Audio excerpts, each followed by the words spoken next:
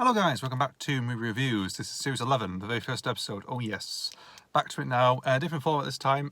Still a build this is, so we're going to talk about two movies in one video, so that'll be pretty interesting. And first up we've got is Mouse Hunt from 1997. So this is a film directed by Gore Vishnik, if I pronounce his name. It's his directorial debut. Gore Vishnik obviously directed the Pirates of the Caribbean franchise and A Cure for Wellness as well.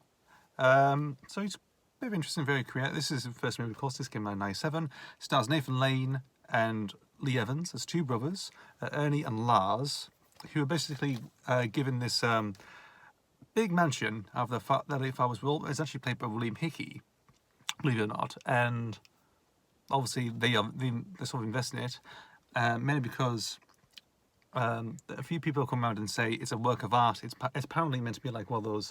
It's a famous house made by a famous archaeologist, actually, and they saw and they see it as as a cash grab. They might earn millions of dollars out of it, really, and they're hoping to actually sell the house, really. Except for one thing: a tiny little mouse that is, trying to sabotage the plans, and of selling the house, but also just getting in the way, really, to be honest. And it's a slapstick comedy children's film. Anyway, it was a slapstick children's film, really. A lot of interesting bits and pieces, of course. It's a film from childhood for me, actually, because I forgot about this. It was never included in the Series 8, believe it or not. Strange enough, even because I remember some films I actually chose included, like Stuart Little, Scooby-Doo and Zombie Island is another one, and stuff like Bodyguard and Forever Young and them type of movies in Jumanji. This never popped up because I forgot about it, actually. It wasn't until recently that I watched it on Netflix. It's like, oh yeah. And I decided to watch it for a bit of fun, really, because I used to remember watching it years ago on VHS by my grandparents actually. So, yeah. It's always a funny one. I always remember it being funny. The only I've seen I can always remember back in the day, it always tends to pop up, is it's with Christopher Walken's character playing Caesar, the eccentric, bizarre exterminator who basically just talks to himself and does weird contraptions just trying to find the mouse. And it lends in hilarity when the mouse sort of cunningly attaches Caesar's rope to somewhere, actually to the road of the van, actually, or he's outside the house, and pulls him across everywhere, like coming for the floorboards and everything else. It's just like, it's comedic, but it can be violently cartoony comedic as well. So it's like you see that angle of him, just like you see him just like face up, and there's some woods just coming down on him, and he's just screaming, of course, and like saying no, stop, and that sort of stuff. And it's like it can be quite violent, of course, and he sort of goes a bit catatonic afterwards. I think when he is taken out of the house by the paramedics and stuff. Yeah, it's pretty, it's insane, dark in places. It can be creepy sometimes. The thing that used to creep me out was the bloody cockroach scene when the mayor eats half of it and he's just squirming and stuff. It's like, ugh. I watched it and I thought, my God, really? And I was more concerned about the computer anime effects on it, really, on that cockroach.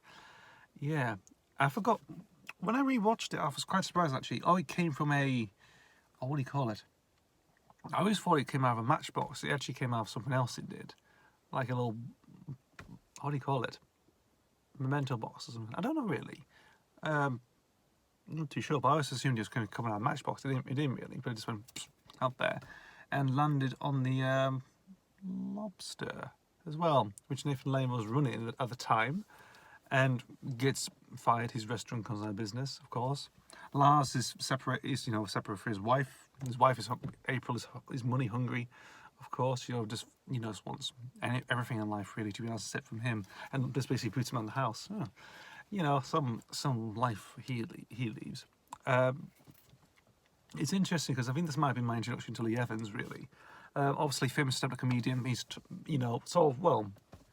retired stand-up comedian. He's sort of retired from stand-up and just spending a family life, but also doing stuff. Plays with Harold Pinter. I think last time I checked, actually, he was doing that, but I don't think he's doing it now. He probably is still. Who knows?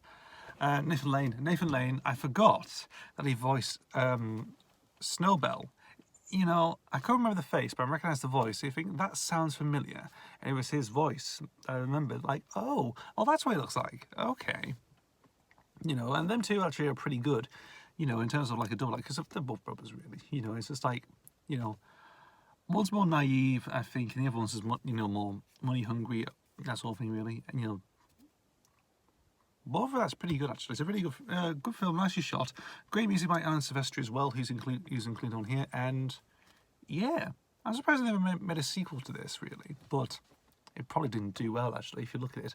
It's quite a forgotten film, really, in places, you know, Mouse Hunt, but it's a nice one. I fondly remember it. And also the end, I think the ending sort of took me aback, actually, you know, because another killed it, or I was assuming they just basically let it live or something, the house or something. I never expected to, you know, to use make cheese string factory type stuff, really, if you know what I mean. Then become business partners. That's all like, that's a weird fairy tale ending. I thought it ended something a bit different, really. You know, it's too fairy tale for me, that ending, unfortunately. I think that's my nitpick about that about the film, really. But everything else, and that little bit of CGI with the cockroach, it feels like, I've encountered a few cockroaches recently, anyway. But other than that, it's a decent film because, you know, both Lane and Evans do a fantastic job. Walken's great as ever, you know. Oh, you always get a good performance out of Christopher Walken. Very eccentric, very odd, and, you know, sort of like just out there, really. But that's pretty good.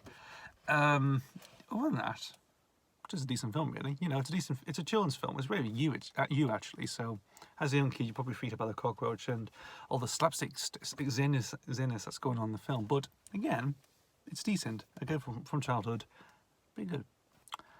So I've been talking about Mouse Hunt from S11. Right, so the next film number 2, is Stripes from 1981. This is an Ivan Reitman film that came out, you know, at the time. I think it was probably the time when most people were doing Saturday Night Live, because you have Bill Murray, Harold Ramis in this film. You got John Candy, Judge Reinhold. I'm trying to think of any others, really. I'm trying to think. You know, so the sort of infamous people who worked on Saturday Night Live, really. Pretty good. It's a pretty good film. This is a really good comedy film. I never actually seen Stripes until recently. I'm familiar with, of course, with, you know, Harold Ramis, Ivan Reitman, Bill Murray. Of course, they did Ghostbusters, which I covered in Series 3 many years ago. And this is, I think it's sort of like one of the more early versions of their workmanship, because Harold Ramis and Murray worked together on Groundhog Day in '93. They did, so also Ghostbusters 2. You know, so that's all carries on nicely. It's what it is. It's a comedy film about, you know, just men who are basically bored of their lives. You know, who are English language teachers, taxi drivers, just some random youths, really, and they basically just enlist in the army. You think, let's do that, you know, and some chaos ensues. Of course, they have they have the quarrels with the drill instructor, their main sergeant, who basically gets taken to hospital, of course, and all to do with this what's that general? I can't remember his name, but he's a general who takes advantage of his job, of stuff like spying on the ladies, of course, on the female recruits, not taking orders of directions, and and that sort of thing, when firing all prop things, you know, the prop launchers, whatever you call them, and basically injuring one of his sergeants in the process. But he's just like, so he just doesn't care. It's like he's this gullible douchebag who just basically in a uniform, that sort of thing, really. You know, like just there for granted. He's there for the money. He's there for anything he wants to take. That sort of thing. I do like the scene, of course, when obviously there's no sergeant, so I forgot his name. I forgot his name. So Murray's character takes on the lead, of course, of actually training them to join the parade. Of course, they overslept, and of course they did their own thing. They're basically like sort of turned like Vietnamese type soldiers, just trundling through, of course, and just do the parade in their own type of thing and doing their own chants, which amuses the colonel, actually. And he thinks like, you know, I'll have them. I'll take them to. They'll go to Italy, and of course the general, himself, the gullible general, is just like, you know, just like he's as completely baffled he is. It's like the old man's gone potty, hasn't he? It's like, yeah, it's pretty good. Yeah, it's a funny one, it is, because it's a funny pastiche on the war films, of course. Mainly taking some inspiration from like Vietnam War-esque type stuff, really. Even though this is before Full Metal Jacket, of course. Even though the book based on Full Metal Jacket came out a few years ago, like '79 it came out. But it's a nice one, of course. You know, Harold Ramis is still on top point, of course. John Candy, of course, is still brilliant as ever, of course. Very just like, you know, or was it? The brilliant scene, of course, with him, of course, is when they go to like a strip club near outside of town, outside where the fort is, how the headquarters is, and you know, he's basically trying to mum wrestle about 4 women who basically just pounce on him like mad. It is hilarious, and obviously Bill Murray's character is just like, like trying again encouraging him, but also getting him mad, like Incredible Hulk type person. Really, it's hilarious. The stuff in Italy is freaking hilarious as well. They get this armored vehicle, which is basically an RV or a Winnebago. You know, still Winnebago, just in green, armed with bulletproof windows and a targeting system and stuff like that. It's like, it's a military combat, but it's ridiculous. It's bloody ridiculous. And you think, how can the Americans take that or design something like that? There should be more armor, like a boxer and like a 4-wheel drive type thing, really. But they end up with a Winnebago. I think because for community value, just to add something interesting about it. I think that's what they were going for, the filmmakers, and it's like shoving the knife a little bit, but just comedically. Fair enough. Yeah, it's pretty. And afterwards, trying to rescue the rest of the squad who had been taken in by the Russians, of course. Again, another film involving Soviet Unions, of course. And yes, it's bonkers. It goes over the top. It does, and it's pretty amusing. Great music by Elmer Bernstein as well, and yes, pretty good. I never found out Stripes until I was searching for stuff like for the Cinema Club label, and I found this video. And I think it's one of the early ones I released in '95, in late '95 actually, when the company was changed over to VCI, of course. At the time, I was quite interested what this film was about. All he has is a picture of Bill Murray. It's a pastiche of Bill Murray's parody of also that We Need You. It's like the tall guy in the cap and handlebar mustache pointing We Need You. It was basically it's like parodying or doing a homage to that thing, really. But yes, pretty good. And it's also spread across everywhere. Not in some cases, of course, because you have him just like down. I think like his arms are falling, and a few of the soldiers, the cast are in the back, really. But that's more a prominent thing with Stripes. With that one, it's that picture of like Bill Murray pointing the finger of you saying We Need You. That's all I think for the film. Other than that, it's a pretty good comedy film. I was really impressed by it, and it's just over the top Saturday Night type stuff. Really, Ivan Reitman's done a fantastic job in directing. It's just plainly bonkers. Yes, indeed. So yeah, Stripes. So that's the door Bill sorted out. That's Mouse Hunt from '97, and Stripes from 1981. I've been talking about those films, and we're looking forward to the rest of the series. Movie Reviews is back. Series 11 has begun.